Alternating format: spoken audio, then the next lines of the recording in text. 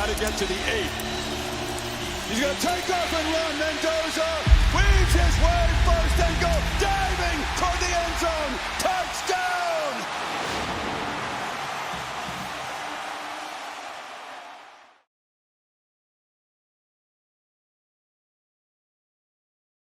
My plan with the Raiders, if I'm running that whole thing, is I try to leverage everything and put that number 1 pick up for auction. You know, when I looked at Fernando Mendoza, I just want him to get a fair valuation. Cignetti is probably the greatest college coach of all time. And Mendoza's great.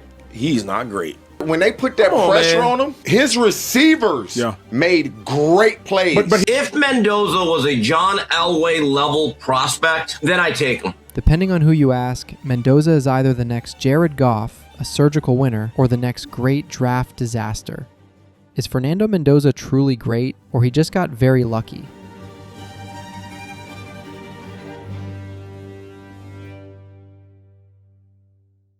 Fernando Mendoza, the kid everyone ignored in Miami, just completed the greatest single season in college football history. 16-0. Heisman Trophy. National champ. And he did it at Indiana? Yeah, the basketball school. But the critics says otherwise. He's getting the hype is because he won the Heisman, the worst Heisman winner in 25 years, and they won the Natty. Today, we're breaking down how a guy who almost went to Yale just became the most dangerous weapon in the draft. Let's get into it. First off, let's talk about the disrespect. Come out of high school, I got declined to walk-on offer to the University of Miami. Full circle moment here, playing in Miami. Fernando is 6 feet 5 inches, 225 pounds, and literally has a rocket for an arm. But coming out of Miami, he was a 2-star recruit. Fernando Mendoza, hard not to be. He actually committed to Yale because he thought the Ivy League was his only shot. I wanted to play college football and I wanted to make it to the NFL, and those are my 2 main goals. He eventually flips to Cal, and in 2024, he starts cooking. Mendoza flips. Afonso has the touchdown. 3,000 yards, 16 touchdowns.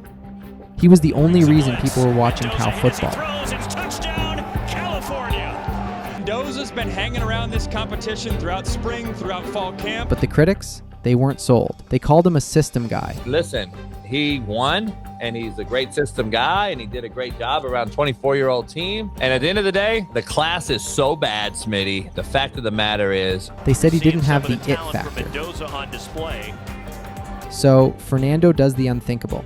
He hits the portal and heads to Bloomington.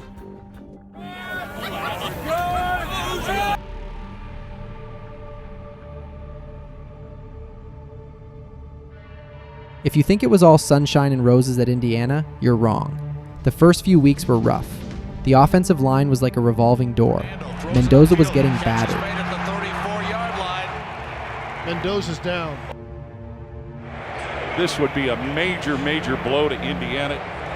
He took 3 sacks in the national title game alone. But in the regular season, he was a human pinball. This is where the critics peaked. They said he was too slow in the pocket. They said he'd never survive the Big Ten. But look at the stats. While he was getting hit, he was still completing 72% of his passes. He wasn't just surviving, he was dissecting defenses while lying on his back. Mendoza under pressure. Mendoza, they can't get it. That's the mental game, people. Then came the playoff, and Fernando, he turned into a cheat code. The Oregon Ducks taking on the top-seeded Indiana Hoosiers. Defensive line. Mendoza end zone. Caught! Touchdown! Against Alabama and Oregon, he threw 8 touchdowns and only had 5 incompletions total. But the national championship against Miami, that's the movie. The Hoosiers of Indiana University facing the hometown University of Miami Hurricanes. He's playing his hometown team. The school that wouldn't even offer him a walk-on spot.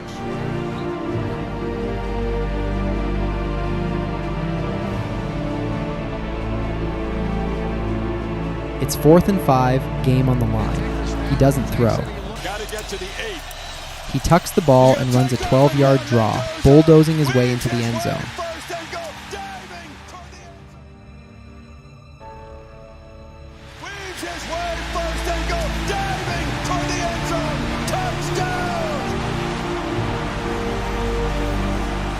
27-21. Game over. Legend made.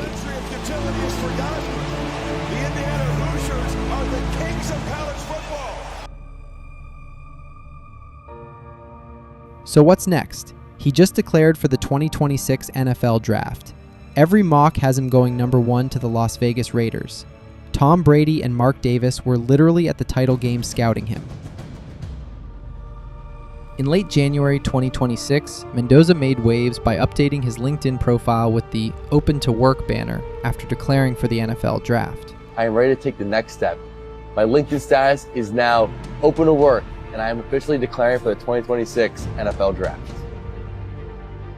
It wasn't a stunt. It was an authentic representation of his mindset. He doesn't want to be a celebrity. He wants to be a franchise caliber leader. Mommy, this is your trophy as much as it is mine.